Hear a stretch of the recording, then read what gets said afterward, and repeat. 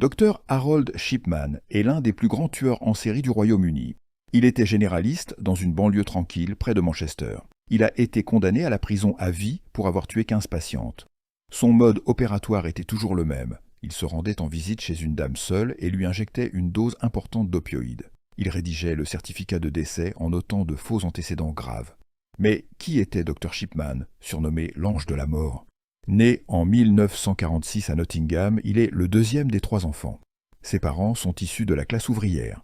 À ses 17 ans, sa mère mourut d'un cancer du poumon. Dans les derniers stades de sa maladie, un médecin lui administrait de la morphine à domicile, ce qui ressemblera fortement à son futur mode opératoire. En 1966, il se marie et eut 4 enfants. Il étudia la médecine et obtiendra son diplôme. Après avoir travaillé dans l'infirmerie générale, il occupe son premier poste de médecin généraliste.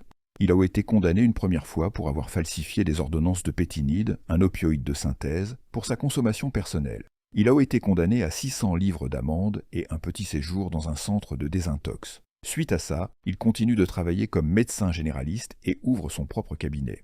En 1998, un de ses confrères a commencé à s'inquiéter du taux de mortalité élevé des patients de Shipman.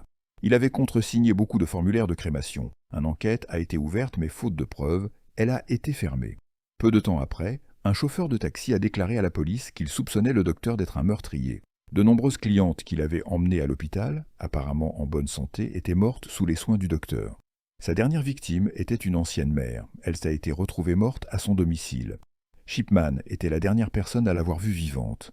La fille de la dernière victime eut des doutes lorsque, sur le testament, sa mère avait laissé 386 000 livres au docteur. Une enquête a été menée, le corps de la défunte a été exhumé et les légistes ont retrouvé des traces d'héroïne sur la victime.